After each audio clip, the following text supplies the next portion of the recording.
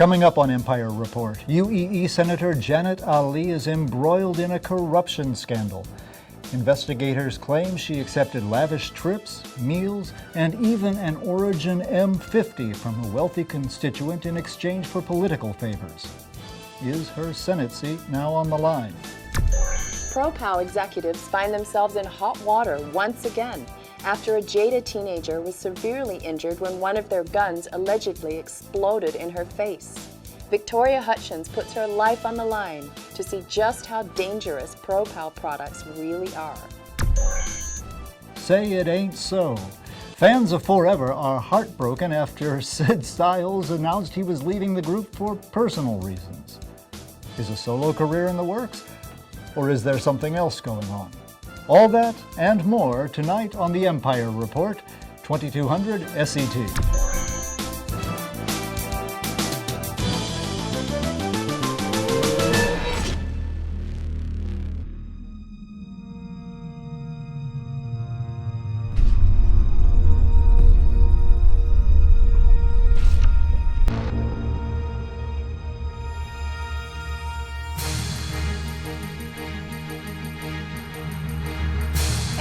Welcome to episode 58 of Around the Verse. I'm Sandy Gardner. And I'm Ben Lesnick. Let's get social. All right. The first 2,000 backers are now walking around ArcCorp, and you're next, Ben. That is good news. We've launched the first iteration of the social module to the PTU. We're stress testing with 2,000 backers right now to try and get some important metrics we need to go wide. Once that testing is completed, we're going to start to open it up to everyone, and just keep following the comm link for details on that process. You will be leaving your hangar shortly. I'm a Star Citizen. Are you? I actually retweeted your... I retweeted yours. There you go. So earlier in the week, we decided to create some Star Citizen info cards for different developers here so that people could share their pride in the project. Check out Twitter, Facebook for some of these. In fact, you can see some right here.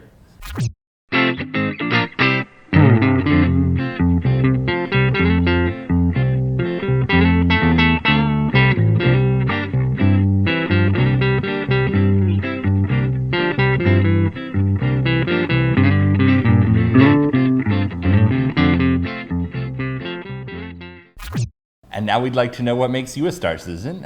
Share with us via social media using the hashtag I'm a Star Citizen. We will be following them, and we will be picking our 3 favorites for the next episode. And those backers will all win Vanguard Harbingers. Wow. All right. Go for it. Now let's take a trip around the verse. Kick it off, studios.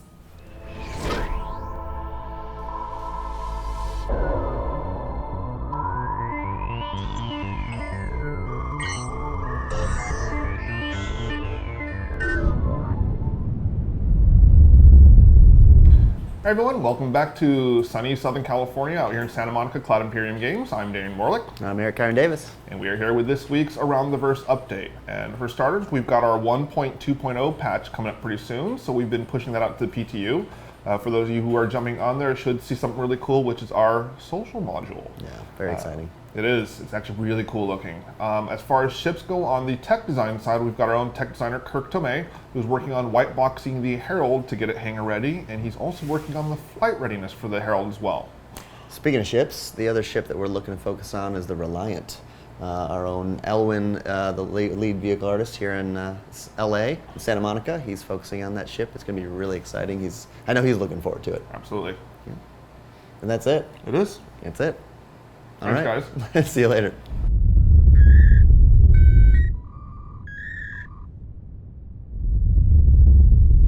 Hey guys, Jake Ross here, Associate Producer of the Precision Universe, and I'm here with you this week flying solo to talk with you about what's coming up. We are in final testing phases of Social Module V0. Looking to put that out to the PTU here very soon, so look out for that.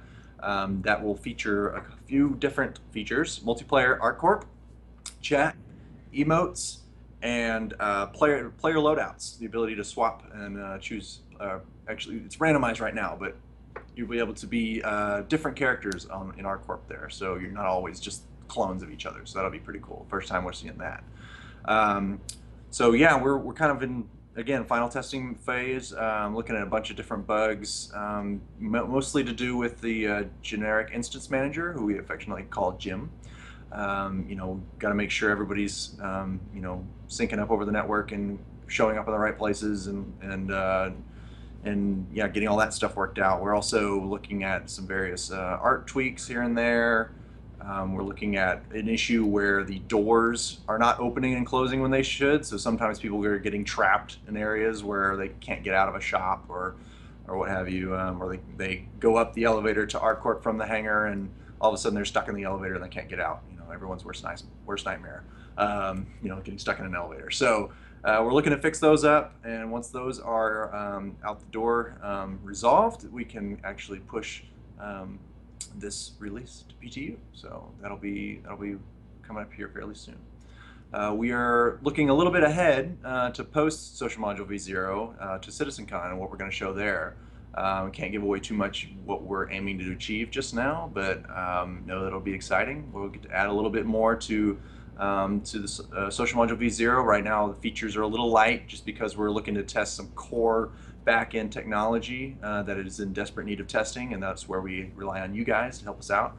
So it'll be a little light on features here for these first couple releases, but we'll have something that we can actually build upon, core foundational technology. So it's exciting. It's exciting for us here in Austin to put out something that we've been working hard on. So excited to get it in you guys' hands. So that's all we got for you this week. So, thanks. See you then.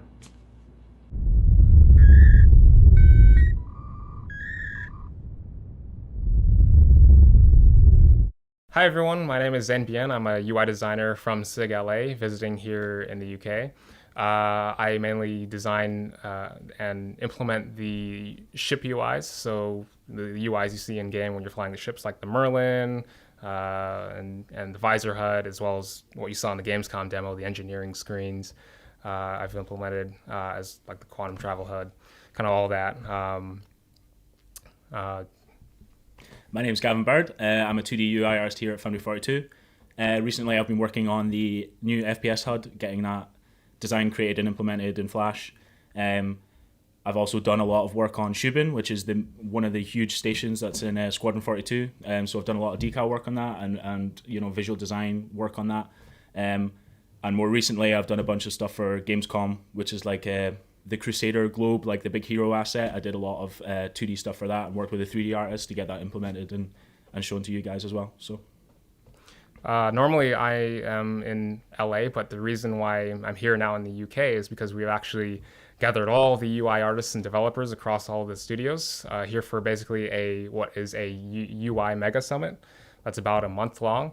And basically the purpose of that is we're going to be working towards unifying the UI across the game in terms of what the visuals look like and how the code hooks up to all the systems. So, we definitely want branding, consistent branding across the Star Citizen universe. So we don't just want people from all those different studios just kind of doing their own thing. And we want to lay out style guides, standards, guidelines and things like that. To help our workflow process.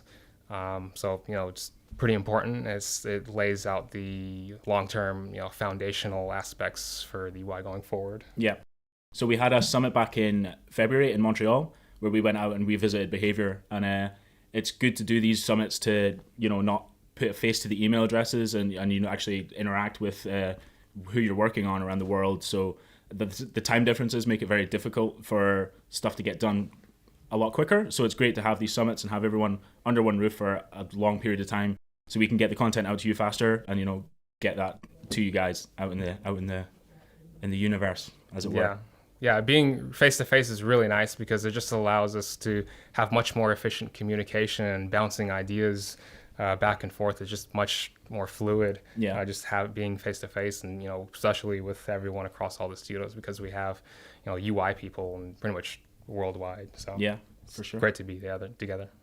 So I think that's it from us. Guys, thank you very much, and we'll see you soon.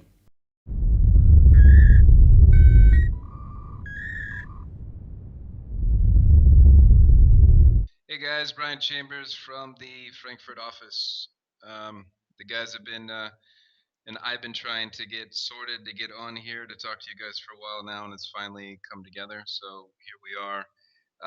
It's taken us a while. We're now out of our temporary office. We are now in our final permanent location. We may shoot another office video just to show it off to see what you guys think. But hopefully we get that together next few weeks or so, just so you guys can see where we're at. Um, Teams here though. Teams here. We're live. We're working. We have. I know Chris has mentioned it in the past a little bit, and in our previous video introducing the team in the office, we talked about it. But we're really driving core engine. Lot of senior engine guys here that are really driving a lot of the core tech that's going to help build off for Squadron 42 and evolve to numerous things all over the game. We are doing a big push on design. We have one of the game directors here, Todd Pappy. He's pushing a lot on FPS, and we're building up that team to be able to drive that. We're leading up the charge in here on AI as well, and hiring in a bunch of guys to be able to handle that. So we can really the NPCs are make it as immersive as possible, right? For the amount of variety that they have and the intelligence and the different levels of intelligence as you would expect. And we got some stuff up our sleeves that we're playing with there.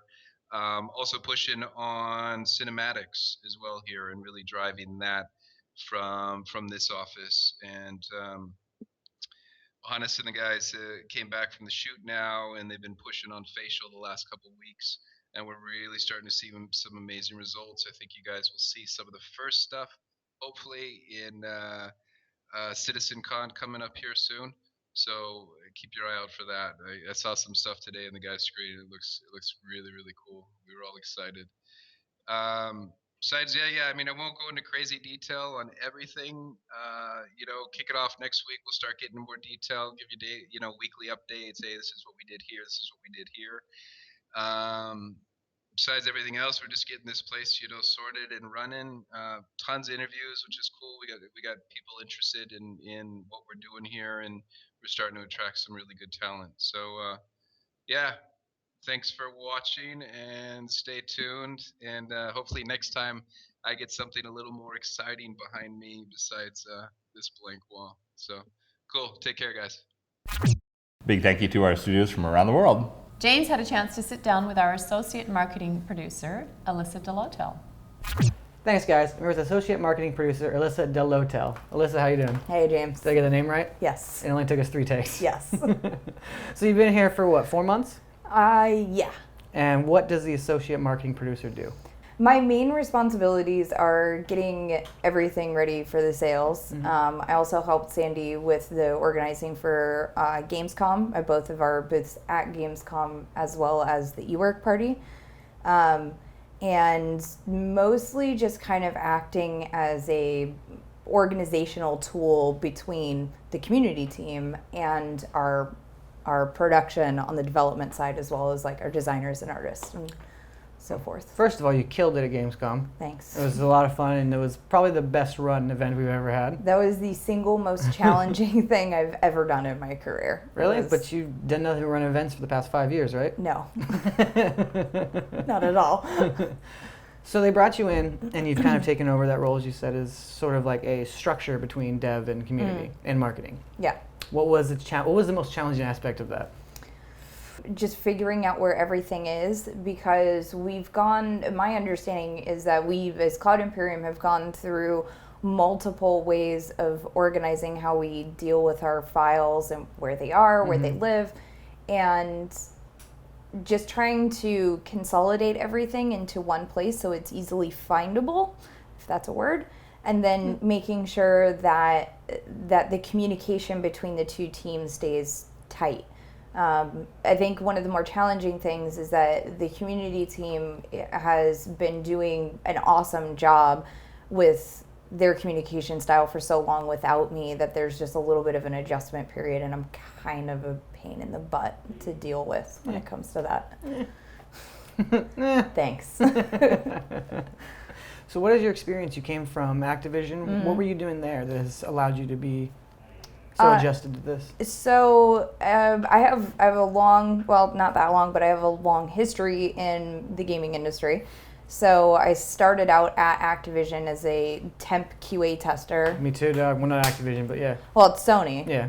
But then I moved over to Activision, and I was really interested in how the business and production side of everything worked. The day I stepped foot into Sony as my first temp tester job, I knew I wanted to be a producer. So I started just gearing my skill set towards that. So I went from temp tester to permanent tester to then I was an administrative assistant, and then that turned into a production assistant role. So instead of working on a single project, I was working on 5 projects. So I was working on all of the active Call of Duty titles at the time. And then once I moved over into my final position at Activision, then I was actually managing 17 individual projects, but it was on like a smaller scope. I was dealing with more of the finance side of it. So I got to see how the inside of the industry works from pretty much the bottom to the middle, and those are good places to be. Straight to the middle. Yeah. Yeah. So what did you have to change about how you usually operate when you got here? Because I imagine this place is very different than what you're used to. It is. First of all, they're a giant corporation. This is being Activision? Yeah, Activision, giant corporation.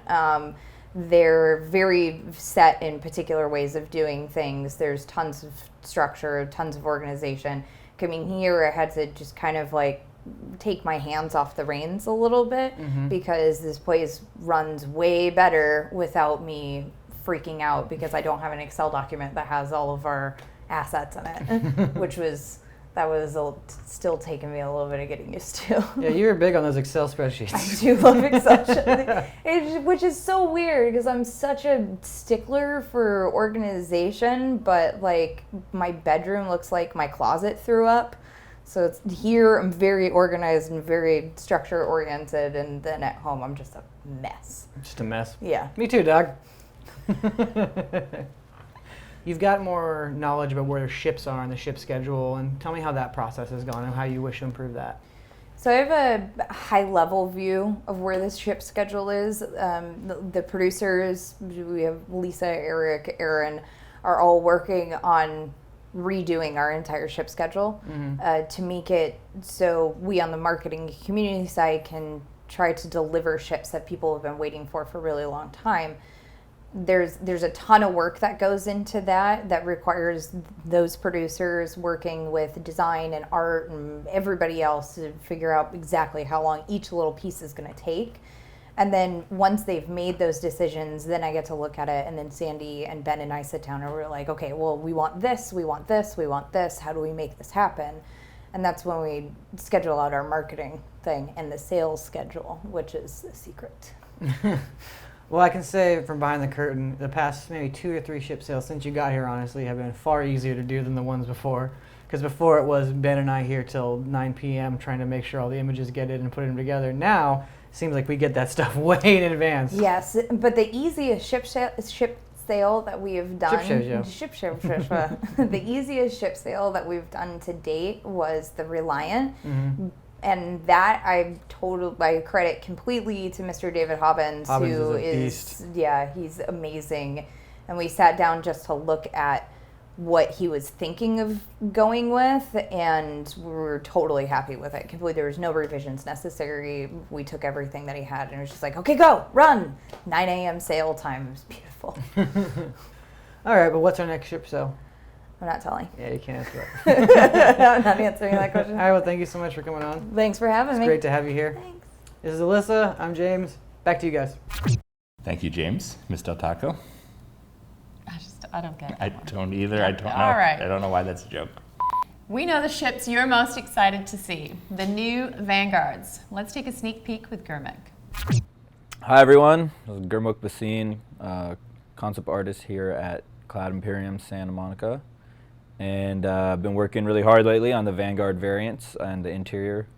So I'm going to show you a little bit about what I've been doing and how they all work. So let me take you guys through a little walkthrough of how the Vanguard interior works. In the front here is the cockpit, and the pilot chair behind it, you can see there's kind of like a long hallway.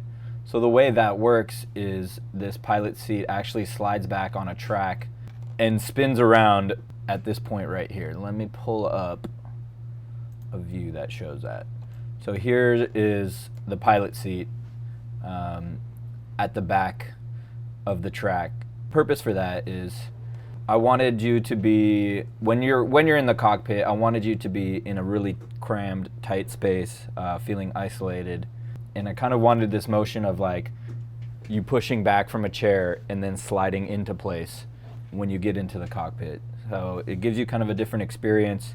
It's a little more of the style of being in the P-38 Lightning, where you're kind of closed in this space instead of in some like big open luxurious cockpit as you would see in some other ships like the Retaliator. Or the idea is to keep it feeling more crammed and tight and very personal with the ship.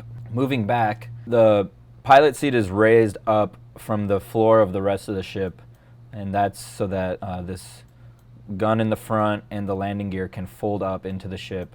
What you do is you walk down this little ladder here to get to the level that the rest of the ship is at, and then you enter into this pod.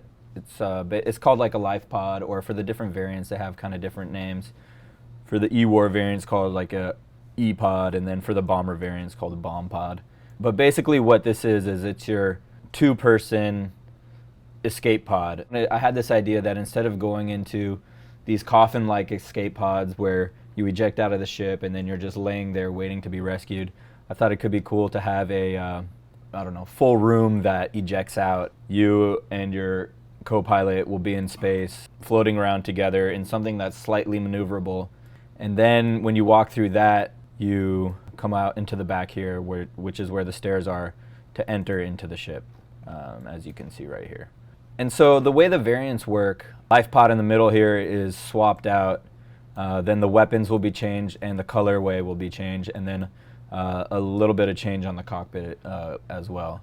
One thing I wanted to note is you see a lot of this empty space that you see at the top of the ship in the cutaways.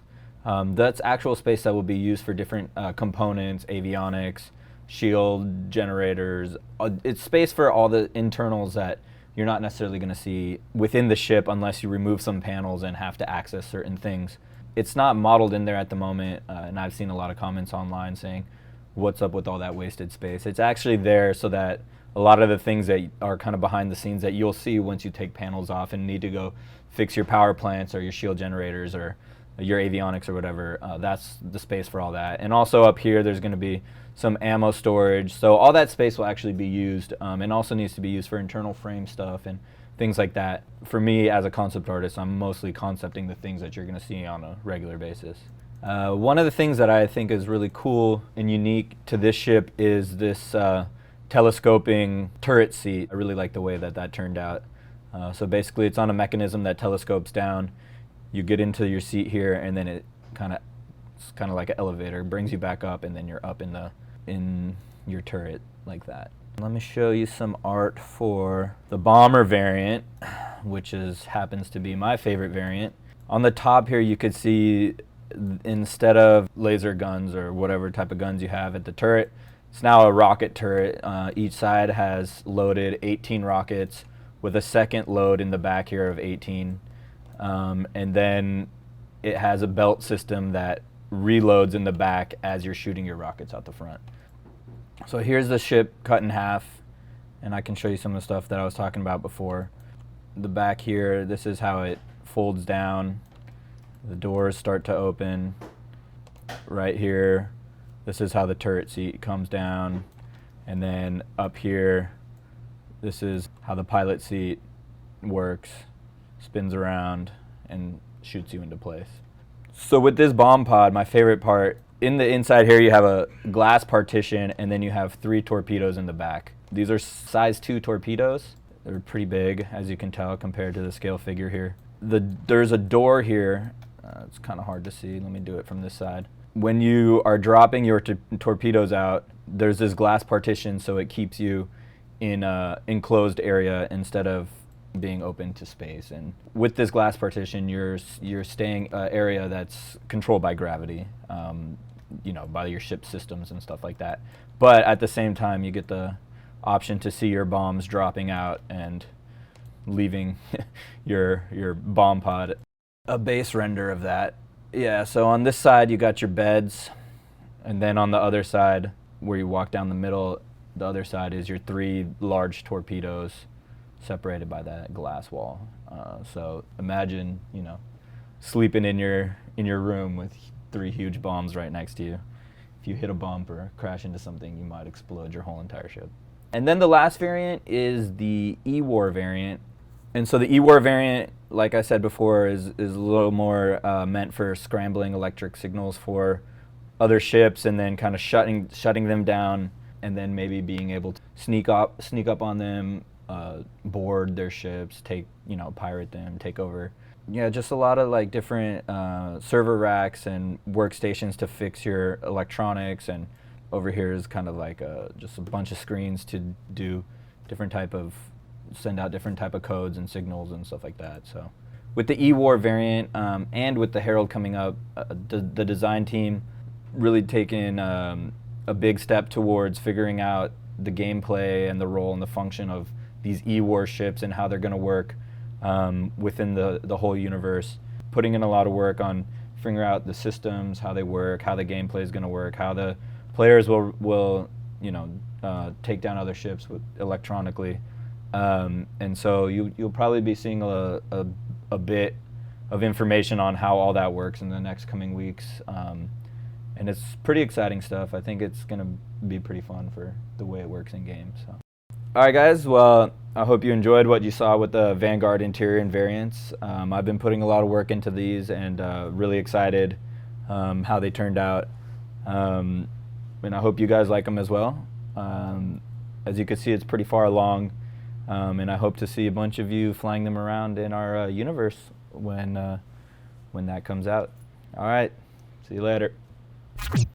Well, I think those variants are looking awesome, and we are excited to share more about them with you tomorrow. And speaking of ships, let's see what ShipShape has to say.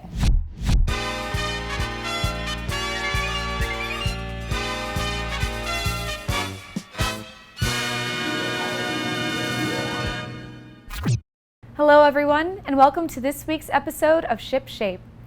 This week we're going to be talking about multi-crew ships and all of the different multi-crew stations that you guys are going to experience. So this is still a work in progress, but right now we have 9 distinct stations that we wanted to share with you guys. These could change a little bit. We might add one, might remove one as design moves forward, but these are the 9 that we have right now that we're ready to share with you. Now the goal in designing these multi-crew stations is we wanted each one to have distinct functionality, but at the same time we wanted them to have to interact with the other stations on a multi-crew ship, so you actually feel like you're working together as a team. Now on the bigger ships you're more likely to see all 9 of these seats or even more, whereas on a smaller ship that might only have 2 or 3 seats, a lot of the roles will be combined into those stations. Now first is the captain station. This is usually the owner of the ship, and he has the ability to see what all of the others are currently doing. He also has the ability, if needed, to override one of the other stations and take control of what's going on in that position. He also has the ability to set permissions and set the security states to put the ship on high alert or at a peace state if you're in a less risky position. Second is the pilot, who of course flies the ship, helps with docking and boarding, and avoiding hazards during flight. Third is the engineering station, and this role is responsible for power management. Think of it sort of as resource allocation. There's a lot of different functions on the ship, and they can't all have maximum power at the same time. This includes things such as weaponry, shields, heating and cooling systems, etc. Next is the tactics station, who's responsible for weapon strategy.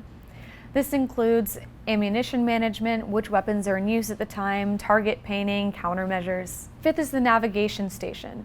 Whereas the pilot's in control of actually flying the ship, the navigator is more in charge of the star map, predicting what's going to happen on the route and fuel management.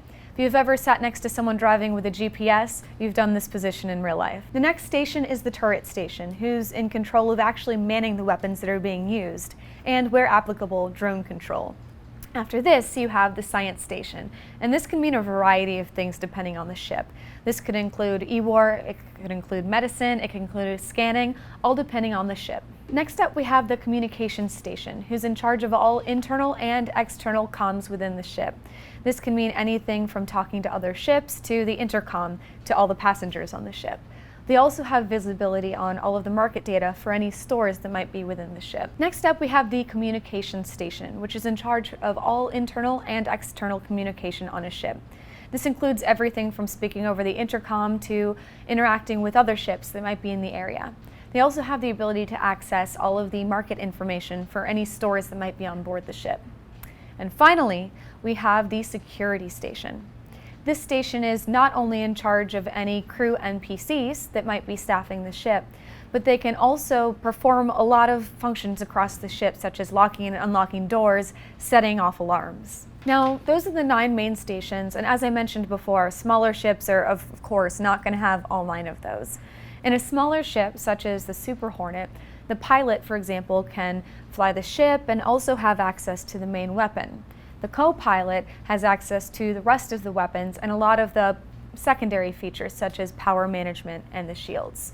And a ship like this wouldn't even have a science station functionality. That's it for this week. I hope you guys enjoyed learning a little bit more about the multi-crew stations that we have coming to you guys soon. Back to you, Ben and Sandy. Thank you, Lisa.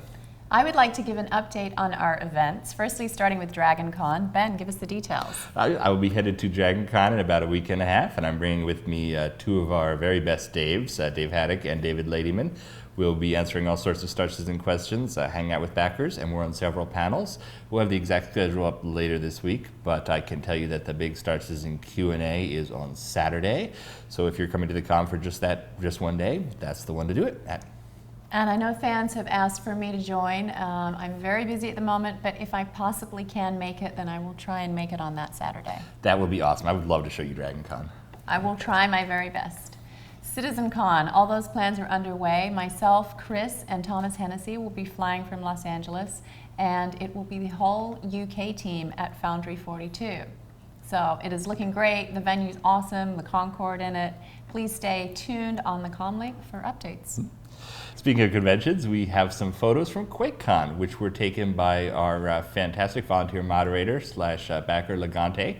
He went out there to show the Star Citizen flag, and here's what he saw.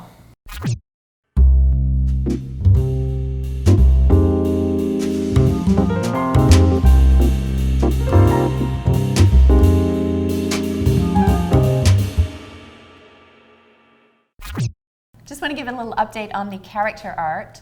We will be launching that little mini competition when the Community Hub arrives. That is the plan. The new interaction technology in the Community Hub is going to allow backers to vote for their favorite art much more easily. We are really looking forward to kicking that off. As you already know, the Vanguard Harbinger and the Vanguard Sentinel are coming. They will be available in the Pledge Store tomorrow. Yep, we've got all sorts of cool art that Gurmukh has put together. The ship is looking really great. Both variants are very cool. You're going to see them inside and out. We're proud of this one, and we hope you enjoy it. Our designers are also working on a post about electronic warfare, some of the game design that's going to be behind the Vanguard Sentinel, the Hornet Tracker, and even the Herald. We're hoping to have that up tomorrow. If it's not up then early next week. We also have a little question about glaives. As you know, we set aside some ships for backers who attended the Gamescom event. And now that they've had a chance, we want to know if we should make the remainder available for everyone. There's a forum thread that you can vote on right now. Yes, and I know the guys at CS would be very happy if we did this because we've been getting ticket after ticket of people asking for glaives, and there's a big backlog of tickets since Gamescom, and they are trying to work through those. If you have a CS ticket, be patient, we will get to it. MVP this week. Ben, do you have the envelope? The envelope? I feel like there should be some music. Da da da da da da da. Right, okay, all right. No, not from you. Hold on. Here we go. Good luck pronouncing that. M3 Nilos. M3 Nilos, the creator of the fantastic glass Star Citizen ships that have been popping up on the forums. He makes these beautiful 3D models based on our ships with glass exteriors so you can see the internal components. So cool. Fantastic job. Congratulations, M3 Nielos. You are MVP. Congratulations. And we wouldn't leave you without an art sneak peek. Check it out.